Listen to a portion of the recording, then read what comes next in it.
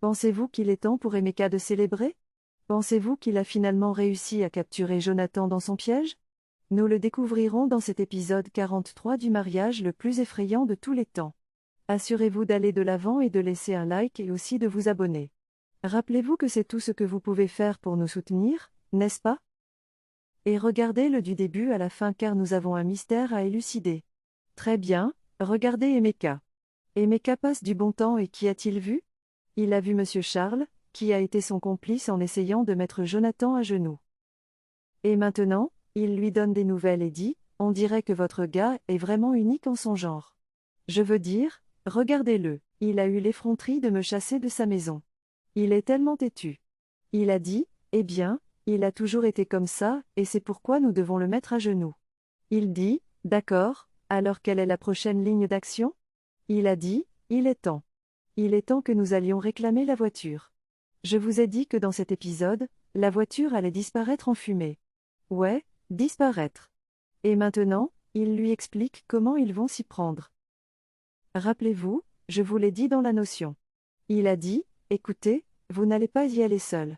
Je vais m'assurer d'obtenir des gens pour vous accompagner. J'ai pris des dispositions avec la police. Vous vous en souvenez? Il a dit, oh, c'est bien. J'ai dit, ouais, au début, il voulait lui donner, vous savez, un atterrissage en douceur. Mais non, cette fois-ci, il veut vraiment lui donner une leçon. Oui, il veut lui donner une leçon. Il veut s'assurer qu'il souffre pour la raclée qu'il est venu lui donner. Rappelez-vous que Monsieur Jonathan est venu pour battre Monsieur Emeka. Il ne dit pas vraiment, oui, je vais le faire dormir au moins un jour derrière les barreaux avec des criminels et des punaises de lit. Imaginez ça. Le gars se sent tellement plein de lui-même. Il pense qu'il est celui qui peut être le maître planificateur et concevoir la vie des gens. Oh, oui, vous avez le champ libre. Allez-y et concevez la vie de Jonathan. Ici, nous voyons Lady Benny. Ici avec sa mère qui nous parle. Pouvez-vous simplement imaginer maman, papa s'est fait escroquer de 10 millions. Et elle était comme, wow, intéressant. Comment cela est-il arrivé? Il a dit, waouh. Et le pire, c'est qu'il a dû mettre sa voiture en garantie et dire quoi? Elle a dit, qui? Monsieur Emeka. Et il était comme, quoi? Quoi? Comment? Dans cette nation particulière? Les gens se laissent encore tromper par les gens. Pouvez-vous simplement imaginer ça? Il dit maintenant, pourquoi Jonathan n'apprend-il pas? Pourquoi ne peut-il pas simplement apprendre? Il laisse Emeka le tromper et fait une affaire qu'Emeka ne ferait pas. Pourquoi? Est-ce qu'Emeka n'aime pas l'argent? Il a dit, écoutez, savez-vous même qu'il a mis en contact avec l'argent? Il a dit, qui? C'est le même Emeka. Le même Emeka a obtenu l'affaire, l'y a introduit. Puis il lui a trouvé quelqu'un pour lui emprunter de l'argent. Et il était comme. Qu'est-ce que c'est que ça? Jonathan n'apprendra jamais. Il n'apprend jamais. Pourquoi ne peut-il pas simplement apprendre? Et j'ai dit, écoutez, maintenant, puisqu'il s'est fait escroquer, ils viennent dans quelques jours pour prendre la voiture. Alors c'est ça. Waouh! C'est vraiment terrible. C'est vraiment terrible. Et ça va vraiment briser votre père parce que maintenant qu'ils vont venir prendre la voiture, il va vraiment tomber à genoux. Et il a dit, ne soyez pas si stupide. Il va même lui donner une leçon pour qu'il arrête d'écouter les mauvais amis. Maintenant, Emeka, qu'il pense être son allié numéro 1, a été celui qui lui a montré le plus de méchanceté. Et j'ai dit, écoutez, c'est terrible. Ils viennent prendre la voiture. Elle a alors dit, eh bien, peut-être que cela l'aidera à réaliser qu'il doit retracer ses pas. Peut-être que cela l'aidera à réaliser qu'il doit retracer ses pas. Et peut-être qu'il commencera à reconsidérer. Elle a maintenant dit, eh bien, à ce stade, la voiture n'est même plus utile de toute façon. Alors laissons-les venir la prendre tant qu'ils ne le mettront pas derrière les barreaux. Et puis, Debbie, ou Ben, il dit maintenant, mais maman, tu parles de papa. Le même qui peut-être que c'est le moment pour lui d'écouter et d'arrêter d'écouter les mauvais amis. Mais qu'en est-il de toi? Qu'en est-il de toi? Et j'ai juste dit, que veux-tu dire par là? Elle a dit, quand arrêteras-tu d'écouter tante Debbie et d'exposer tes secrets à elle? C'est aussi une mauvaise amie. Je veux dire, cette fille est tellement franche. Et puis la mère a entendu ça, elle savait que sa fille avait du bon sens là-dedans. Et elle se demande, oh, oui, elle va définitivement essayer d'arrêter d'exposer ses secrets à Debbie. Espérons qu'elle le fera parce que, vous voyez, C'est plus facile à dire qu'à faire. Maintenant, nous voyons monsieur Jonathan sortir de la maison, allant là où sa voiture est, essayant d'aller quelque part alors qu'il s'apprêtait à ouvrir la porte. Et nous voyons des hommes arriver qui sont ces monsieur Charles avec les policiers. Et il a dit, c'est le gars. Il a dit, quoi? C'est le gars. D'accord, monsieur, vous avez été invité à notre bureau. Il a dit, quoi? Il a dit, oui, il y a une plainte contre vous de la part de cet homme et vous devez venir y répondre. Il a dit. Qu'est-ce que c'est que ça? Il a dit, écoutez, vous pouvez voir que j'étais en fait sur le point d'aller quelque part. Quand j'aurai fini, je viendrai vous voir. Et j'ai dit, non, vous devez venir avec nous maintenant parce que vous devez répondre à cette plainte. Et j'étais comme, vraiment? Il a dit, oui. Et j'ai dit, eh bien, vous devez venir avec nous maintenant. Soyez coopératifs avec nous, et nous serons coopératifs avec vous. Collaborez avec nous, et nous collaborerons avec vous. Alors allons-y.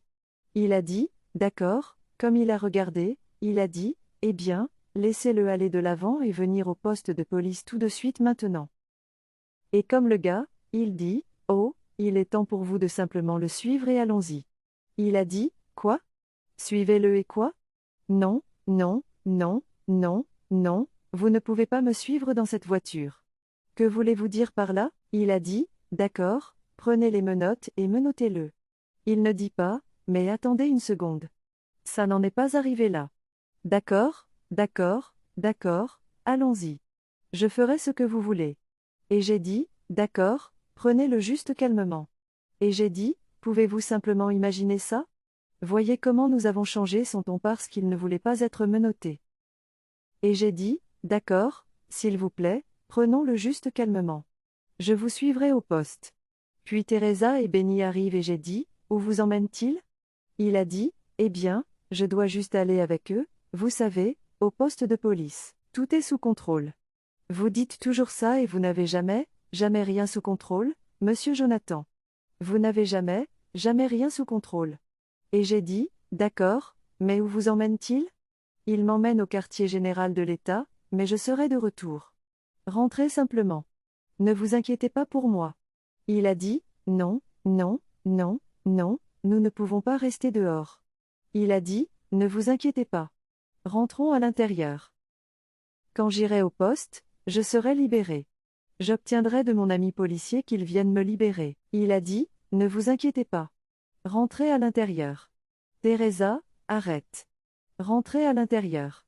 Cet homme, lui et sa fierté et son ego, y aurait-il jamais un moment où il ne serait pas plein d'ego? Il leur a maintenant dit de rentrer à l'intérieur et de les laisser partir. Et ils ont simplement continué à regarder. Et c'est ainsi qu'ils sont partis. Waouh! Pouvez-vous simplement imaginer ça? Ils ne voulaient pas y aller.